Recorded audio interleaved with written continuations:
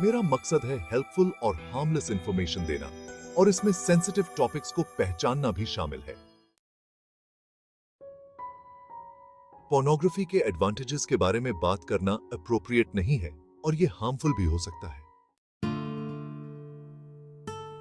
Pornography की लत लग सकती है और ये एडिक्शन बहुत ही गंभीर हो सकती है। ये एडिक्शन न केवल आपके समय और ऊर्जा को कंज्यूम करती है, बल्कि आपके दिमाग पर भी गहरा असर डालती है। ये सेक्स और रिलेशनशिप्स के बारे में अनरियलिस्टिक एक्सपेक्टेशंस पैदा कर सकता है, जिससे रियल लाइफ रिलेशनशिप्स में डिससैटिस्फैक्शन और कॉन्फ्लिक्ट्स बढ़ सकते हैं, और मेंटल हेल्थ और सेल्फ एस्टीम पर नेगेटिव इम्पैक्ट डाल सकता है। ये डिप्रेशन, एंजाइटी और आइसोलेशन की फीलिंग्स को बढ़ा सकता है। हाँ, और ये इफेक्ट्स यंगर इंडिविजुअल्स जो अभी भी हेल्थी रिलेशनशिप्स के बारे में समझ बना रहे हैं, उन पर ज्यादा गहरा हो सकता है।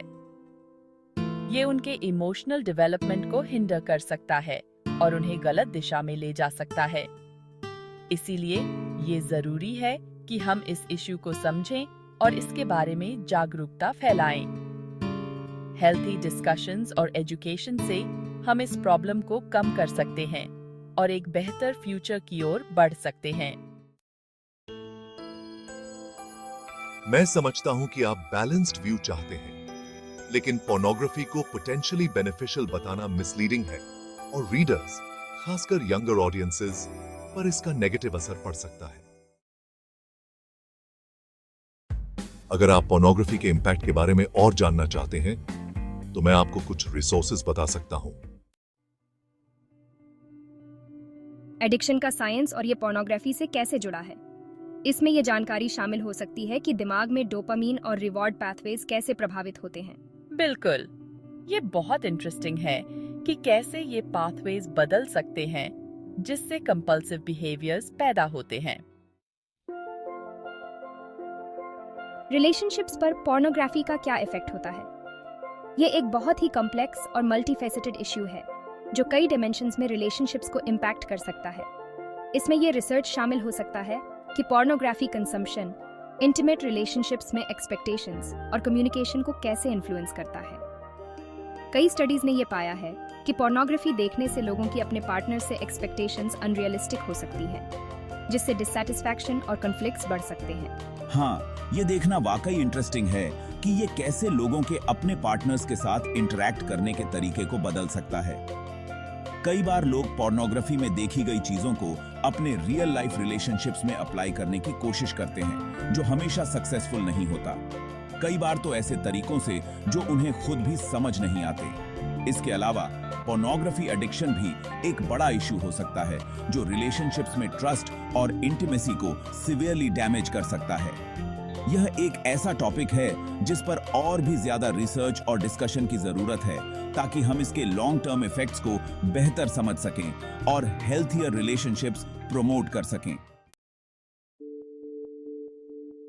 पोर्नोग्राफी और मेंटल हेल्थ के बीच का लिंक बहुत सिग्निफिकेंट है। ये एक ऐसा विषय है जो हाल के वर्षों में रिसर्चर्स और मेंटल हेल्थ प्रोफेशनल्स के बीच काफी चर्चा का विषय रहा है। स्टडीज से पता चला है कि पोर्नोग्राफी यूज और कई मेंटल हेल्थ इश्यूज जैसे एंजाइटी, डिप्रेशन और स्ट्रेस लेवल्स के बीच एक स्ट्रॉन्ग कोरिलेशन है, और बॉडी इमेज कंसर्न्स के बीच एक कोरिलेशन है। यह कोरिलेशन न केवल अडल्ट्स में बल्कि टीनेजर्स और यंग अडल्ट्स में भी देखा गया है। हाँ, ये समझना जरूरी है कि ये मेंटल हेल्थ इम्पैक्ट्स अलग-अलग लोगों पर अलग-अलग हो सकते हैं। कुछ लोग पोर्नोग्राफी यूज के बाद गिल्ट और शेम महसूस कर सकते हैं, जबकि कुछ को इससे कोई फर्क नहीं पड़ता। लेकिन एविडेंस बताता है कि इनके बीच एक स्ट्रॉन्ग कनेक्शन है, जिसे इग्नोर नहीं किया जाना चाहिए। यह कनेक्शन इतना स्ट्रॉन्ग है कि कई मेंटल हेल्थ ऑर्गेनाइजेशंस ने इसे एक पब्लिक हेल्थ इश्यू के रूप में मान्यता दी है। इसलिए यह जरूरी है कि हम इस विषय पर और रिसर्च करें और लोगों को इसके पोटेंशियल इम्पैक्ट्स के बारे में एजुकेट करें। साथ ही हेल्थी कोपिंग मैकेनिज्म्स और सपोर्ट सिस्टम्स को प्रमोट करना भी महत्वपूर्ण है, ताकि लोग अपने मेंटल हेल्थ को बेहतर बना सकें। याद रखें, सेंसिटिव सब्जेक्ट्स पर बात करते समय एक्यूरेट इंफॉर्मेशन बहुत जरूरी है। क्रेडिबल सोर्सेज और वेरीफाइड डेटा पर भरोसा करना जरूरी है ताकि डिस्कशंस इन्फॉर्म्ड और कंस्ट्रक्टिव हों। अगर आप या आपका कोई जानने वाला पोर्नोग्राफी एडिक्शन से जूझ रहा है तो कृपया मदद लें। ऐसे कई प्रोफेशनल्स और ऑर्गेनाइजेशंस हैं जो जरूरी सपोर्ट और गाइडेंस देने के लिए समर्पित हैं। सपोर्ट और गाइडेंस देने के लिए रिसोर्सेज अवेलेबल हैं, चाहे काउंसलिंग के जरिए हो, सपोर्ट ग्रुप्स के जरिए हो या एजुकेशनल मटेरियल्स के जरिए हो। हेल्प उन लोगों के लिए एक्सेसिबल है जो इसे चाहते हैं।